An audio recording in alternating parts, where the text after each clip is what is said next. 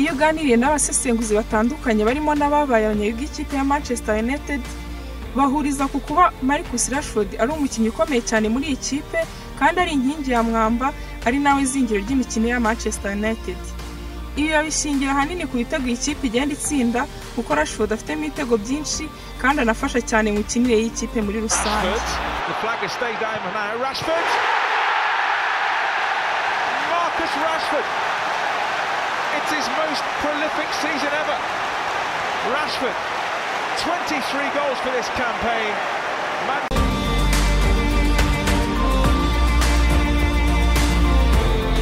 Uyu musore wataka aciye hagati mu kibuga nimero 10 ibizwi nka forward mu ikipe ya Manchester United ndetse n'ikipe y'igihugu y'Ubwongereza yabonye izuba tariki 31 z'ukwezi kwa 10 umwaka w'1997 akaba afite imyaka 25 kuri ubu.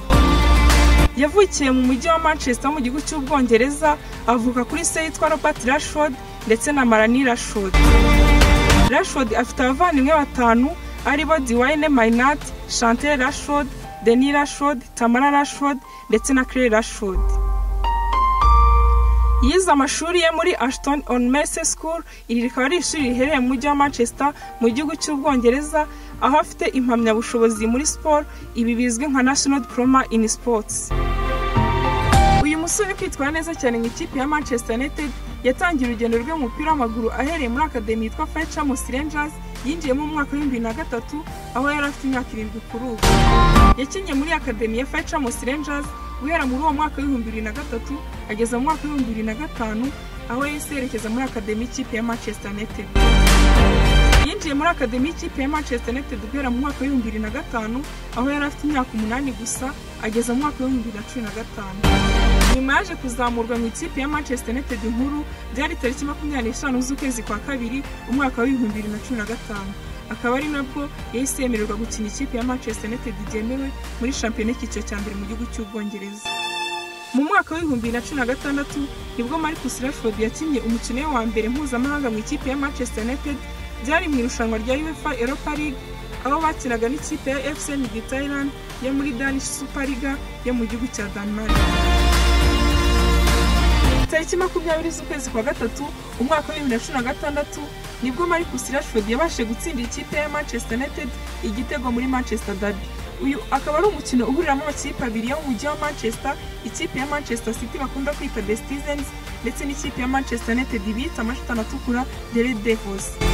Yatsinze rero igitego muri uwo mukino wa 2016 akaba yarabaye umukinnyi wa mbere ubikoze ari muto dore ko yatsinze igitego ku myaka 19 n'imitsi 156.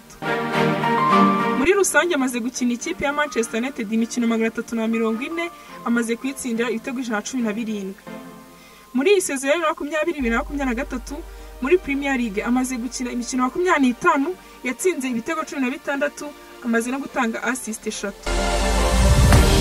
Mu irushanwa rya UEFA Europa League amaze gukina imikino 5 yatsinda ikipe ya Manchester United ibitego 4. Uyu musore kandi kuri ubu niyo mukinnyi wa 8 uhembwa amafaranga menshi mu ikipe ya Manchester United dore ko ahembwa miliyoni 10 z'amapaundi. Marcus Rashford kandi mu ikipe y'igihugu y'Ubwongereza yatangiye kuyikinira ahereye mu byiciro by'abato twavuga nko mu mwaka wa 2016. Marcus Rashford kandi yakiniye ikipe y'igihugu y'Ubwongereza ahereye mu byiciro by'abato twavuga nko mu mwaka wa 2012 aho yakiniraga ikipe y'abatarengeje imyaka 16. Mu gihe mu mwaka wa 2014 nabwo yaje gukina ikipe y'abatarengeje imyaka 18. Mu gihe muri 2016 nabwo kandi yakinira ry'abatarengeje imyaka 21 yakiniye imikino 3 akayitsindira igitego kimwe. Mu ikipe y'igihugu y'Ubwongereza amaze gukina imikino 51 akamaze gutsinda ibitego 15. Marcus Rashford kandi yari kumwe n'ikipe y'igihugu mu irushanwa riheruka ry'igikombe cy'isi mu mwaka ushize 2022 byaberaga muri Qatar aho yabashe kugeza ikipe y'igihugu muri kimwe cya kabiri gusa ntibyaje kubahira kuko baje gukurwamo n'ikipe y'igihugu y'Ubufaransa.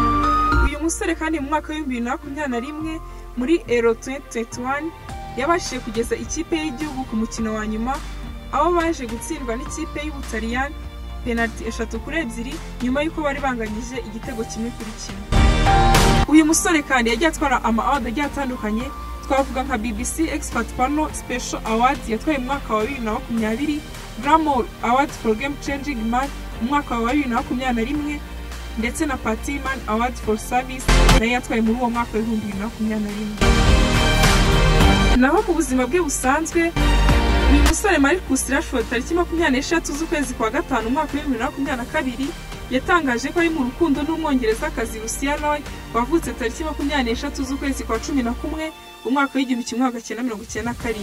naho akaba yaravukiye mu mujyi wa Manchester mu gihugu cy'Ubwongereza. Nagushimiye aho udahwema kudukurikira, njye gutegurira ibinkano bikugezaho nitwa Dorcas Umwizerwa. Hasta la vista.